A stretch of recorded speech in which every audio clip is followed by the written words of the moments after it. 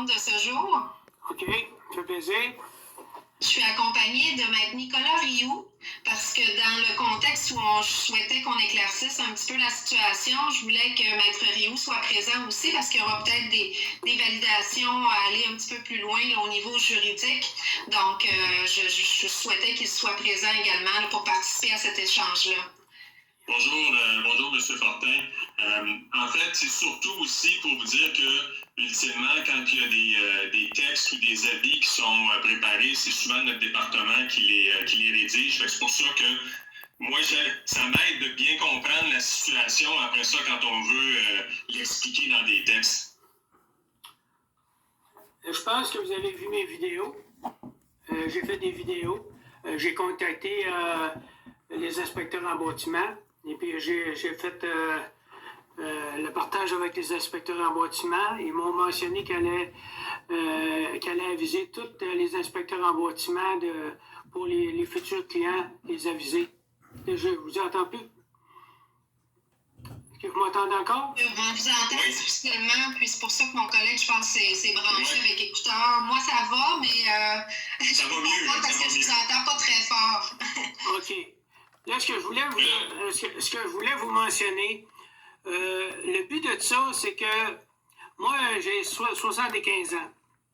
Et puis, j'ai vécu toutes sortes de choses. Depuis l'âge de 25 ans, je suis dans le domaine de chauffage, climatisation. Mais je travaille pour d'autres entrepreneurs. Et puis, quand ces entrepreneurs-là, je m'en vais, ils me demandent pour aller voir un client, je vais voir le client. Le client vient d'acheter sa maison, ça fait 2 ans, 3 ans. Et puis là, il me dit, monsieur, il dit, je suis mal pris, il dit, je peux plus rien faire parce que sa thermopompe est brisée. Et puis, on peut pas la réparer, on peut pas mettre du gaz dedans. Puis, c'était un gros handicap en affaire comme ça. Fait que c'est ça. Fait que si vous autres, les agents d'immeubles, quand même, vous êtes des gens sérieux, vous êtes capable de dire à un client avant de vendre la maison au client, mais dites-lui au client, écoute, tu achètes cette maison-là dans 1 an, dans 2 ans, c'est fort possible qu'il faut être obligé de mettre du fréon dedans. Le fréon qu'il y a dans cette machine-là, c'est du fréon R22. Tous les frigoristes ne peuvent plus mettre du fréon R22 dans ces thermopompes-là. Fait que lui est obligé de changer sa thermopompe, changer sa ligne de fréon, changer sa fournaise, mettre une chaloupe en dessous de sa fournaise, refaire les conduits. C'est un job qui peut coûter entre 12 et 15 000 $. Ça dépend de l'entrepreneur. Fait que, vous dites qu'il y a un changement des conduits qui doit être fait ensuite. C'est pas juste à l'extérieur, la thermopompe qui doit être modulée? Il faut modifier le conduit de la fournaise. Parce que la fournaise, mettons, il faut mettre un chapeau, une chaloupe qu'on appelle en dessous, là, qui a 40 par 10 pouces de haut. Puis on dépose la fournaise électrique dessus. Et puis là, ben, on met la nouvelle thermopompe. Mais cette affaire-là peut coûter jusqu'à 12 à 15 000. Le client, quand ça coûte 12 à 15 000, il n'a pas le 12 à 15 000. Il a acheté sa maison avec un dépôt de 5 000, pas 5 10 Là, il est handicapé. Il me dit, monsieur, je ne suis pas capable de remplacer ma machine. Qu'est-ce que je vais faire? Et je viens d'acheter ma maison, ça fait 1 an, ça fait 2 ans, je suis très mal pris. Et si mon inspecteur en bâtiment m'aurait dit ça, j'aurais demandé à ce que mon système soit changé, un système neuf au complet. Si mon agent d'immeuble m'aurait avisé de ça, j'aurais dit, mais écoute, je suis prêt à acheter cette maison-là, mais avec un système neuf, une thermopompe neuve, des conduits, parce que là, je m'embarque pour 25 ans à venir. On n'achète pas de Mercedes de 400 000 km sur un paiement de 7 ans, la banque va le refuser. Là, ce qui veut dire que c'est un vice caché parce que le fréon ne peut plus mettre dans la machine.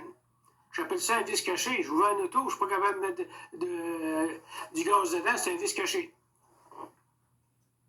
C'est sûr qu'il y a des éléments qui doivent être divulgués, puis le courtier a effectivement un devoir de conseil. Nous, dans le fond, ce qu'on vous a exposé là, dans des appels précédents, c'est que oui, il y avait moyen de sensibiliser davantage les courtiers. On a un hebdomadaire là, qui est envoyé, qui s'appelle le Proactif, mais c'est sûr que de notre côté, là, c'est ça, vous nous aviez contacté à la fin février, c'est sûr que nous devons faire des vérifications plus importantes là, avant de publiciser quoi que ce soit. Là, je comprends un petit peu mieux là, la problématique en vous parlant aujourd'hui, mais c'est sûr que nous, il va falloir du côté de l'équipe de Nicolas de faire certaines vérifications plus poussées là, avant de publier quoi que ce soit. Là. Une vérification plus poussée, là, quand un thermopompe à 10 ans, 15 ans est fini, c'est comme un auto à 400 km, on change ça. Une thermopompe plus poussée, la rend d'immeuble, la thermopompe est trop vieille, il faut la changer. C'est tout aussi simple que ça. Il n'y a pas d'inspection à faire, on n'est plus capable de mettre de gaz dedans, là. C'est à qui vous voulez faire... À ce niveau-là, vous savez, c'est parce que dans le but, par exemple, si on va, par exemple, faire un rappel au courtier, ben, il faut aussi qu'on soit prêt à répondre aux questions après. C'est pour ça que nous, il faut aussi qu'on s'éduque un petit peu là, sur la question. Moi, je pense que ce que vous nous amenez là, c'est quand même un élément qui est d'intérêt. Puis il faut qu'on puisse aussi là, s'équiper un peu, aller chercher l'information, la maîtriser pour pouvoir après ça sortir un bon message, puis pouvoir répondre aux questions aussi qui vont venir après. Parce que les gens, quand ils vont recevoir, par exemple, s'ils reçoivent un rappel, puis qu'ils nous posent des questions sur cette problématique-là, il faut qu'on soit quand même un petit peu équipé pour pouvoir leur répondre. Fait que là, je vous dirais, c'est ça qu'on est en train de faire, c'est de valider cette information-là, s'instruire, puis s'éduquer sur cette question-là. Puis après ça, en fonction de ça, là, on pourra nous prendre peut-être un positionnement plus officiel là, sur la question. Oui, parce qu'il y a plusieurs composantes de l'immeuble aussi qui doivent être vérifiées. Alors, c'est sûr qu'il va falloir, c'est ça, informer là, les courtiers de la situation, mais il n'y a pas juste la thermopompe, il peut y avoir différents autres éléments comme le chauffe-eau ou quoi que ce soit. Donc, c'est sûr aussi que le travail en tandem avec la recommandation d'une inspection par rapport à cet élément-là en particulier peut être une bonne avenue également. Parce que cette obligation-là, elle incombe au courtier. Le courtier, lui, il a l'obligation de recommander à un client potentiel, à un acheteur, de faire inspecter la maison, de faire procéder à une inspection pré-achat. Puis là, c'est sûr que le courtier peut, à ce moment-là, parce qu'il y a quand même un devoir d'information, puis dire, vous savez, il y a peut-être cet enjeu-là là, qui existe, qui pourrait être la question du R22 d'un thermopompe. Ça, il peut le mentionner.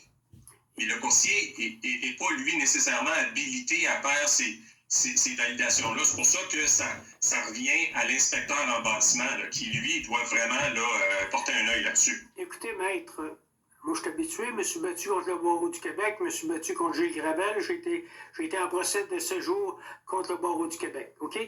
Maître, on ne peut pas ignorer ça, on ne peut pas dire au client, là, la thermopompe est finie après 12 ans, là, il faut la changer tout simplement, là. Le courtier, il faut qu'il dise au client, il faut que ta thermopompe soit changée, la banque va être mal prise avec toi, pourquoi? Parce que tu ne seras plus capable d'avoir un deuxième prêt. J'ai regardé pour les deuxièmes prêts, et puis les compagnies ils ont dit, on ne fait pas de deuxième prêt. Nous autres, quand le client n'a pas 80% de sa maison de payer, là, il est pris avec un prêt personnel de 10 à 12% pour remplacer sa thermopompe. Il va briser son budget, puis il va perdre sa maison.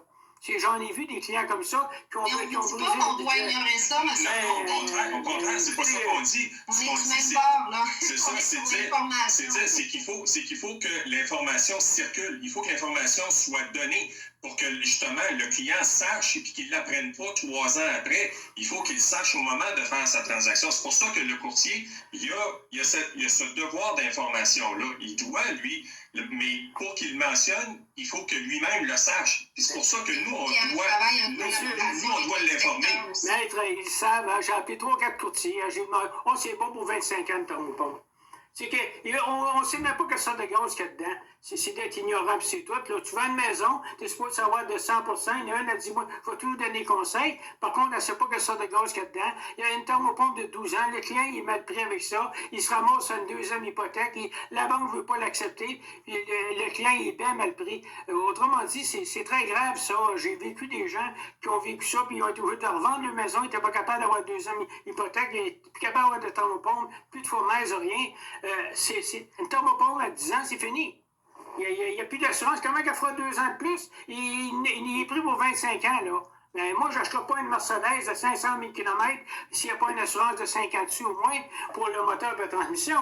Là, il arrive avec un système qui doit être changé dans 1 an, dans 2 ans. Il est bien mal pris. J'en ai vécu des affaires comme ça. Puis si les agents d'immeuble auraient donné les bonnes informations, les gens ne seraient pas mal pris. Les gens sont très fâchés après les agents d'immeuble. Qu'est-ce qu'ils veulent? Ils veulent vendre la maison, mais après ça, ils s'en foutent.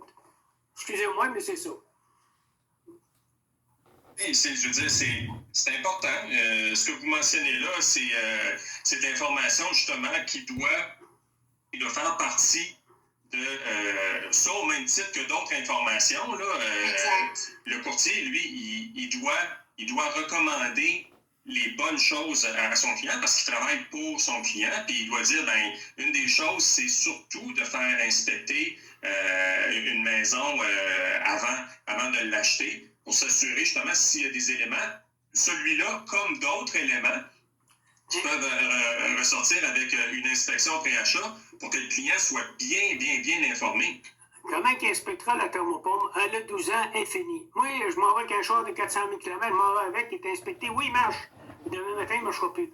C'est qu'une thermopompe, après 10 ans, c'est fini. C'est aussi simple que ça. C'est ça, c'est relatif aussi. Est-ce que c'est 10 ans, 12 ans, 15 ans? C'est sûr qu'il y a des informations à être divulguées, mais après ça, effectivement, il y a des inspections plus poussées qui doivent être mentionnées. Comment ça sera 12 ans, il faut qu'elle change cette thermopompe. Que ce soit 10 ans ou 12 ans, il achète une maison pour 25 ans, et puis là, il arrive au bout de 2 ans, il est obligé de changer sa thermopompe, il n'est plus capable d'avoir de gaz dedans, puis la banque ne veut plus lui prêter de l'argent. Je pense que c'est là, je suis tanné de... Je vais envoyer des vidéos à beaucoup de d'immeubles pour les réveiller. J'ai appelé les inspecteurs en bâtiment. Le gars m'a dit que c'était très bien ce que je faisais là, qu'il allait dire à tous les inspecteurs en bâtiment, il a envoyé son chose. J'ai fait mes YouTube, tout ça, pour les inspecteurs en bâtiment. J'ai tout mis sur Internet. Puis j'ai appelé le GIA, j'ai appelé la facture, j'ai dit à GIA, s'il n'y a rien qui se fait, les autres vont s'en occuper, puis la facture aussi. Ça ne sert à rien d'avoir le barreau du Québec, tu fais une plainte au barreau du Québec, ça ne donne rien. J'en ai fait des plaintes au barreau du Québec, moi.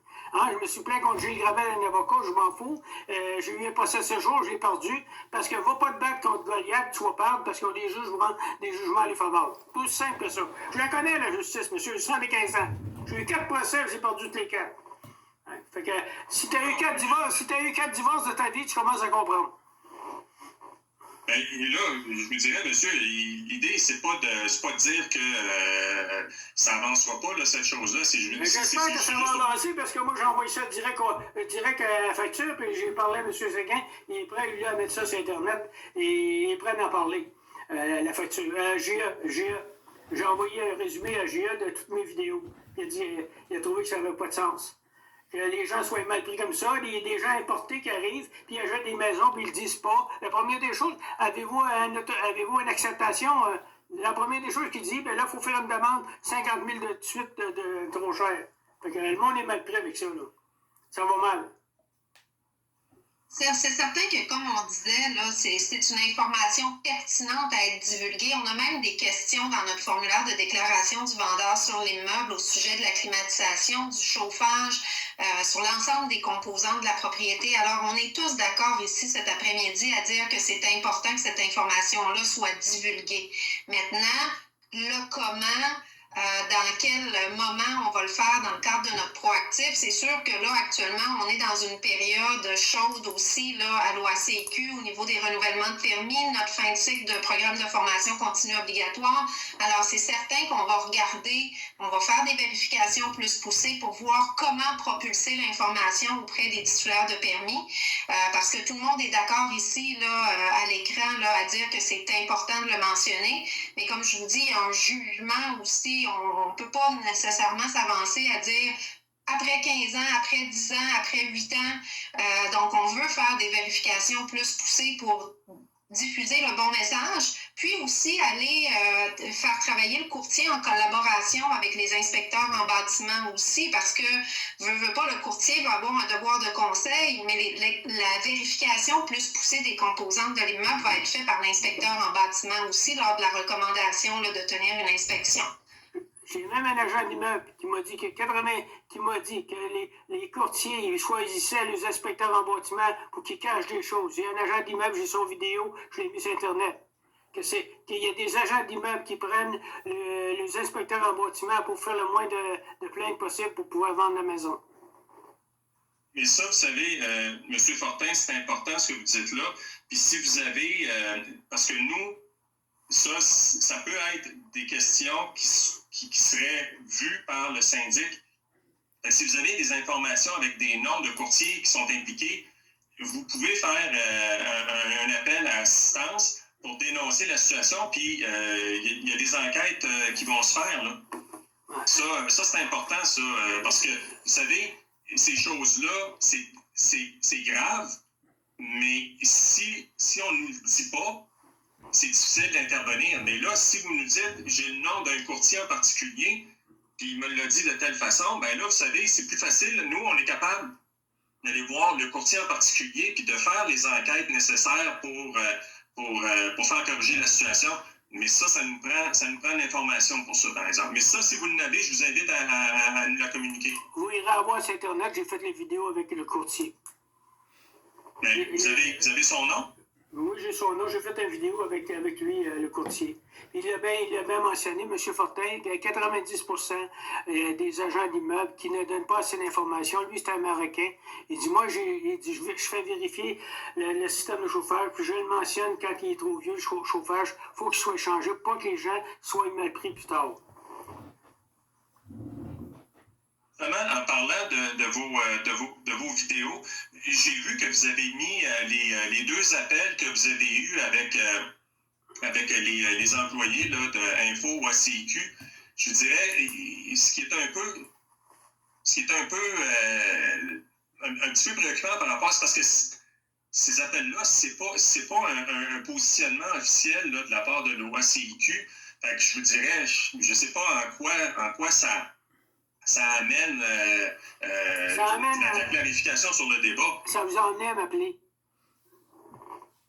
Ben non, c'est pas... Mais vous m'avez appelé pourquoi? Parce que j'ai assez brossé pour que vous m'appeliez. C'est tout simple que ça. Ben non, c'est parce que vous n'avez pas de nouvelles, je n'avais rien. Vous avez une question. Hein? Puis là, vous m'enregistrez, puis moi, je vous enregistre.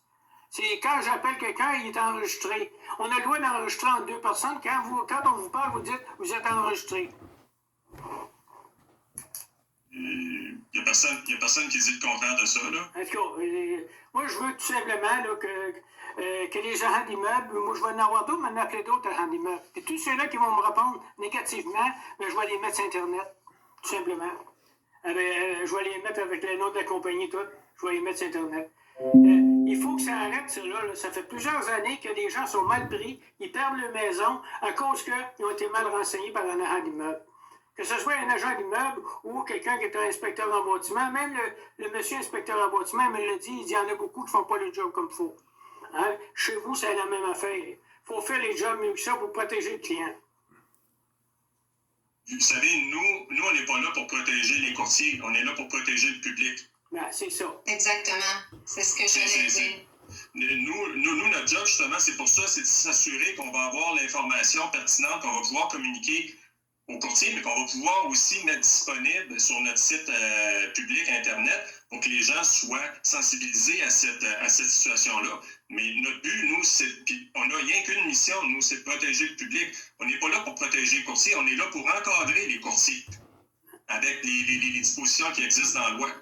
Il y en a beaucoup. Êtes-vous préqualifié? La première des choses, êtes-vous préqualifié pour avoir une maison? Ouais, la première des choses, c'est ça. Comme moi, je rentre au garage, êtes-vous préqualifié pour un char à 25 000 ou à 50 000? Là, tu s'en vas au garage, ils te demandent des crédits avant d'acheter ton auto. C'est rendu comme ça, le genre d'immeuble. Êtes-vous préqualifié avant de jouer le dossier? J'ai un agent d'immeuble qui m'a dit ça. J'ai dit, ah non, je veux savoir qu'est-ce qui se passe si j'achète une maison, puis le système il y a 12 ans, il n'y a pas de problème, on peut faire 25 ans avec ça. Ben, moi, je pense que c'est un mauvais conseil. Hein. Comme je vous dis, si effectivement il y a des situations comme ça, c'est nous les dénoncer. Exactement, parce que c'est clair que ça, c'est pas des choses qui devraient arriver. Là. Ben, je vais vous les dénoncer, mais vous les envoyer par courriel si vous voulez, ça ne me dérange pas. Ben, je vous dirais, oui, vous pouvez les envoyer. De toute façon, vous avez nos adresses courriel. C'est ça.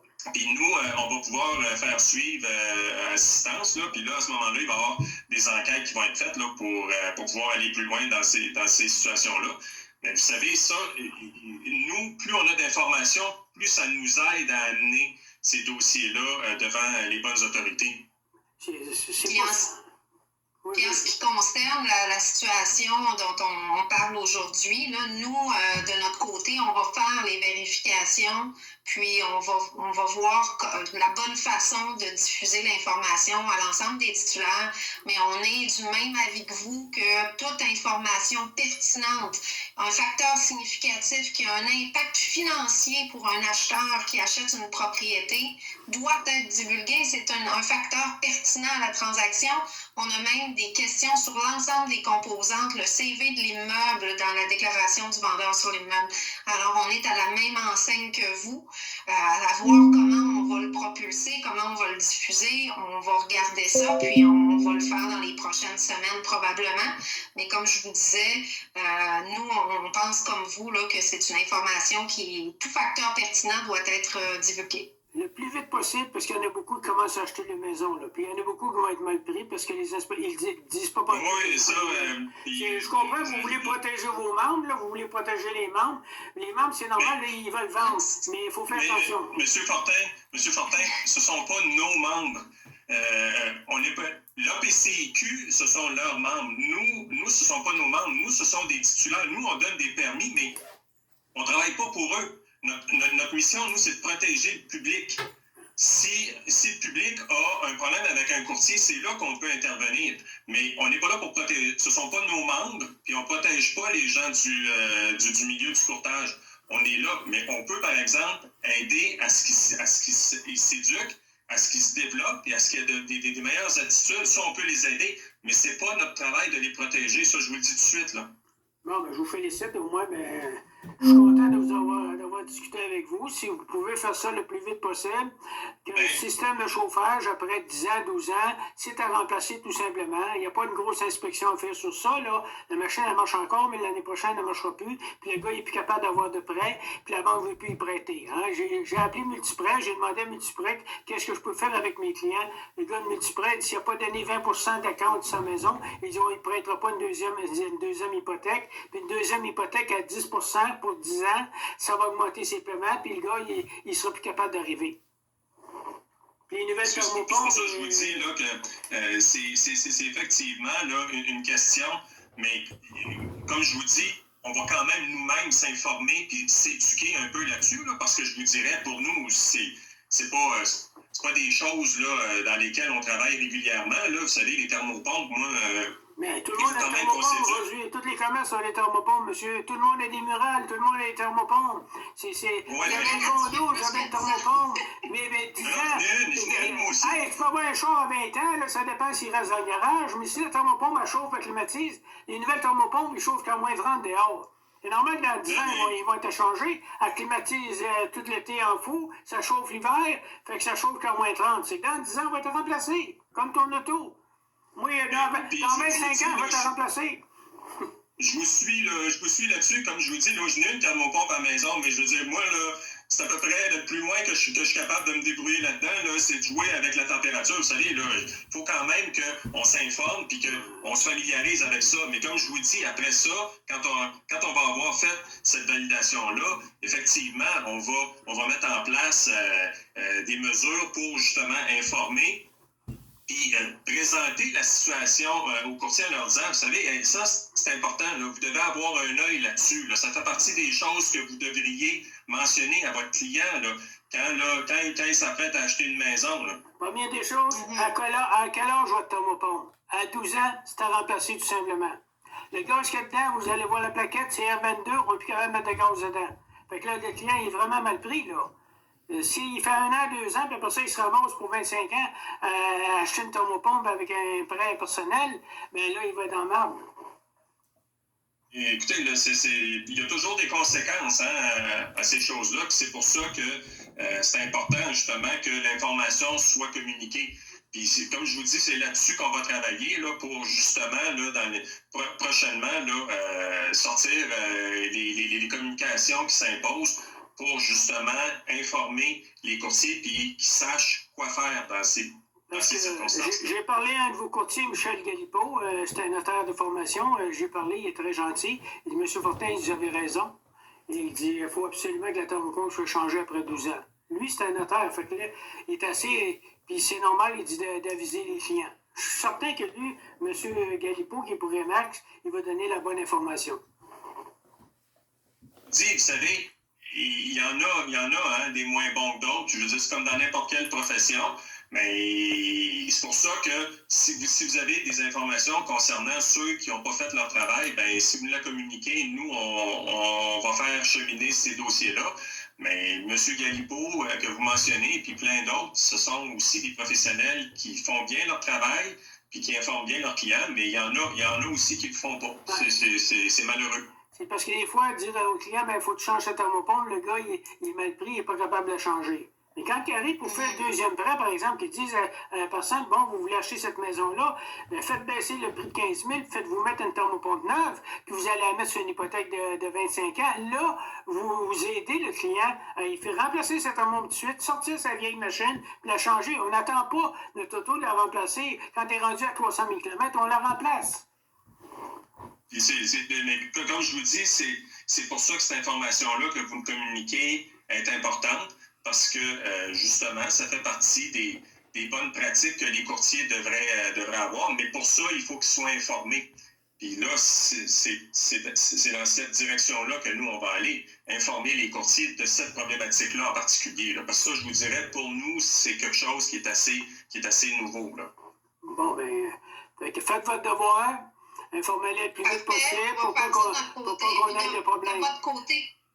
De votre côté, on apprécierait aussi s'il y avait possibilité là, de retirer là, les enregistrements comme tel, parce qu'on va avoir un positionnement formel nous, qui va arriver là, par la suite. Je vais retirer quand vous allez avoir fait votre devoir.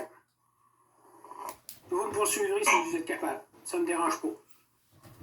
Bon, vous savez, M. Fortin, là, nous, ce qu'on veut, c'est travailler de façon collaborative. On n'est pas là pour se poursuivre, on n'est pas là. Je ne veux pas avoir de menaces. Non, on ne veut pas de menaces. Si vous voulez me poursuivre pour les affaires que je vais mettre sur Internet, je vais en mettre encore, parce que si j'en pogne encore des agents d'immeubles qui ne font pas le job comme il faut, je les mets sur Internet. Puis ils poursuivront. Non, mais comme je vous dis, si vous avez justement, vous pouvez aussi nous communiquer cette information-là. Exactement. Parce que nous, ça nous permet après ça d'amener ça ailleurs. Dites-leur bien que s'ils ne font pas le job comme il faut, ils vont embarquer sur Internet. J'en ai plusieurs. Malheureusement, je vais vous laisser ça, là. Ça sera votre choix. C'est ça va être mon choix. Fait que je vous remercie de m'avoir contacté. Puis, merci beaucoup, M. Fortin. Vous irez voir les inspecteurs en bâtiment. J'ai fait le show des inspecteurs en bâtiment. Ils ont fait un très bon commentaire des inspecteurs en bâtiment. Le monsieur était très, très satisfait des inspecteurs en bâtiment. Ben, tant mieux. Et comme je vous dis, si tout le monde met l'épaule à la roue, on risque. Exactement, ça va aller mieux. Bon, parfait. Merci beaucoup. Merci. Merci. Bonne journée. Au revoir.